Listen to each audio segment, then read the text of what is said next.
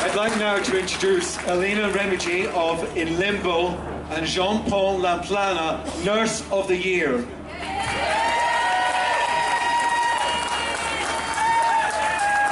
afternoon, everyone. I'm Elena Remigi. I started the Limbo project, and as Peter said, I'm the editor of a not-for-profit book of testimonies called In Limbo. A few days ago, a red bus was strolling around the country saying, "Brexit, is it worth it?" No, it certainly isn't for the 3 million EU citizens living in the UK. After more than 600 days in limbo, our future looks very bleak, with the prospect of settled status being implemented. And let me tell you, settled status is not a simple registration. It's an application, and as such can always be turned down. So please do not believe those who tell you that our rights have been sorted, everything is fine. We are not, unless Brexit is stopped.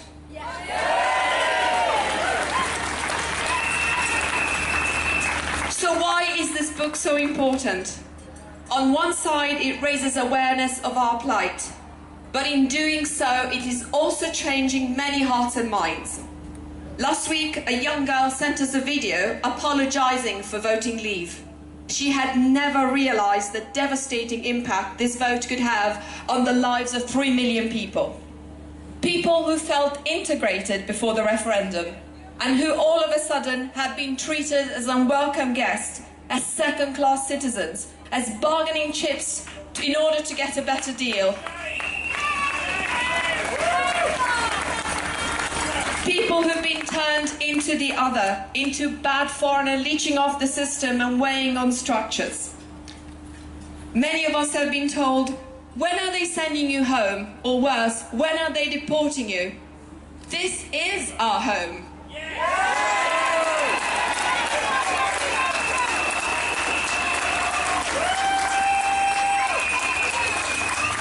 It is also true that xenophobia and racism occur in every country. But hate crimes have spiked up after the referendum, and I have yet to hear a strong condemnation from the government about this.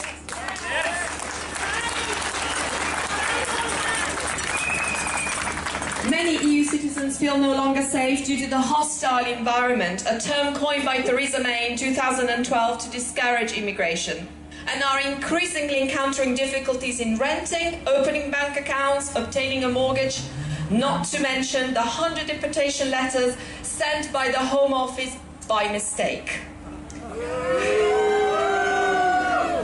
The result? Many have fallen into depression, and more have unfortunately decided to leave. So how can we remain silent in the face of all this?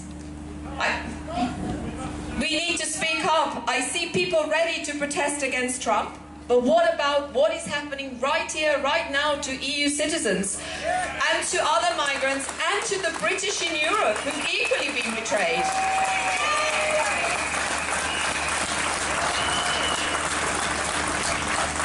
But I would like to conclude with a word of hope. The great Italian poet Dante, who inspired the title and the cover of the book, said at one point at the start of his work, "In the middle of my life, I found myself in a dark forest."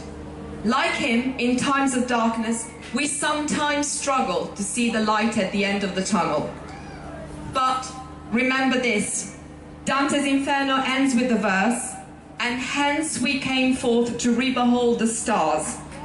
So this is my wish for all of us, that we may not succumb to apathy, which is our worst enemy, and continue to fight and speak up for what is morally right in order to re-behold the stars. Thank you very much for listening, and I will leave you now to Joanne, our Nurse of the Year and contributor to In Limbo.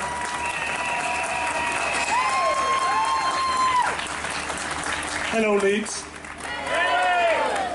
My name is Joe, and as you can see by my accent, I'm from Spain. And 17 years ago, I took advantage of one of the best things that happened to this country, the freedom of movement, and I decided to come and bring and build my future in here and work for the NHS. like me, is over 60,000 nurses EU working in the NHS and up to 140,000 working on the health system. Our lives were absolutely fine until the referendum in 2016. For 17 years, I have lived alongside and worked in the NHS with a lot of people from different countries. I never felt different. When I was growing up, I used to admire Britain, and that's one of the reasons because I came here. My mom and dad used to play the Beatles, and when I was a teenager, I used to follow all the British pop. And even my best television shows were from British. I used to love The Young Ones, and I used to love Faulty Towers. I'm even from Barcelona, like Manuel. And for that reason, when I finished my nursing career, my nursing degree, and I didn't have a job in Spain, I didn't doubt to come into England. England has given me everything. Even has given me two precious children that they are here. And they're the future of this country. And as my colleagues say, a couple of weeks ago, they gave me a very prestigious award as the best nurse of the year.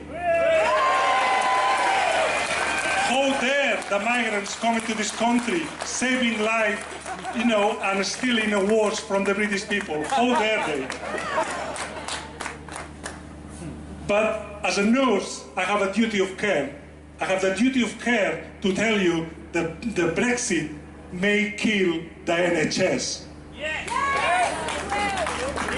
And I cannot stop in my home and watching that happen. That's what I decided to fight. That's what I decided to tell my testimony. And for me, it's very sad when nearly every week some of my EU colleagues are leaving. And are leaving because we don't feel welcome anymore. Not because people like you don't welcome us, it's because the government have used us as a scapegoat to signal out at all the failures that they have done in this country for the last 8 years. And next time that you go to your GP and you cannot have an appointment, next time that you go to A&E and wait 12 hours, next time that you call an ambulance and they take 24 hours to come, please don't blame me, blame austerity.